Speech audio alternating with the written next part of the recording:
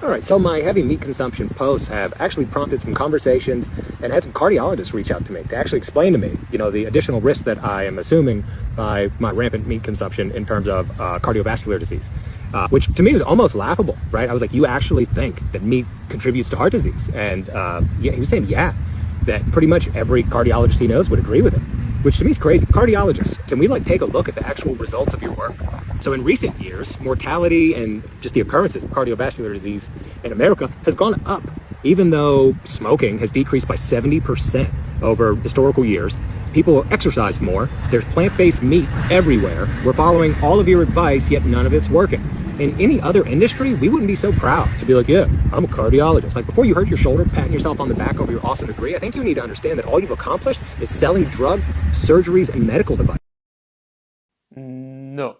This problem that you see here is actually getting bigger and bigger on social media. There's actually a name for this kind of problem. It's called the Dunning-Kruger effect. The Dunning-Kruger effect is a cognitive bias in which people with limited knowledge about a certain domain or field overestimate their abilities. I wish I could tag this gentleman so he can actually take a look at the quote-unquote real science, but I wasn't able to find his account. His video was shared so many times on different accounts, especially the carnivore accounts, that again, I wasn't able to find him. So if you know this gentleman, feel free to tag his account down in the comment section. Having said all that, let's have a look at the science behind unprocessed red meat consumption and a ton of different health outcomes. This systematic review and meta-analysis looked at red meat consumption, cardiovascular disease, and diabetes. 43 observational studies with 4.4 million people were included to look at cardiovascular disease, and 27 observational studies with 1.7 million participants were included that looked at red meat consumption and the risk for diabetes. Per 100 grams per day of unprocessed red meat, participants had an 11% increased risk for cardiovascular disease. And as far as diabetes goes, well, there was actually a 27% increased risk. Again, the results were for each 100 grams of unprocessed red meat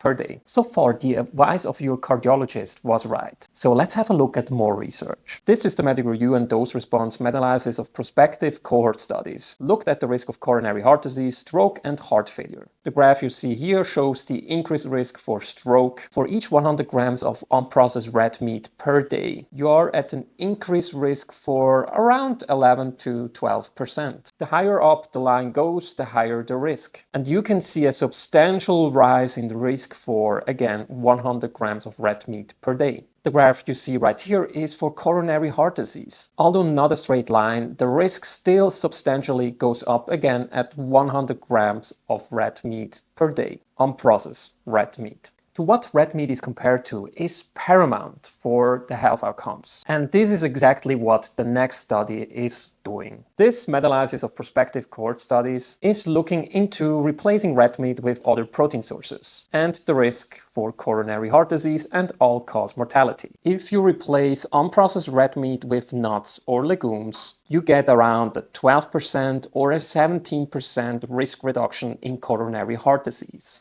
If you replace unprocessed red meat with nuts and legumes again, you get around a 15% and a 4% risk reduction in all-cause mortality, although the 4% risk reduction for legumes was statistically not significant. And we even have randomized controlled trials, for example, such as the swap meat trial that used grass-fed beef. And within the swap meat trial, replacing grass-fed beef with Beyond led to significant improvements for a lot of different cardiovascular disease biomarkers. Instead of looking at more science, I actually have a challenge for you. Can you cite one long-term study looking at unprocessed red meat consumption that showed a benefit of eating more than 100 grams of unprocessed red meat per day? I've read a lot of studies in my life, but so far I've come across 0 studies that showed an improvement by eating more than 100 grams of unprocessed red meat per day. Whether you choose to believe in science or not, I'll leave that up to you. By the end of the day, it's your health. What are your thoughts about this topic? Feel free to let me know in the comment section. Thanks for watching, and I'll see you during my next video.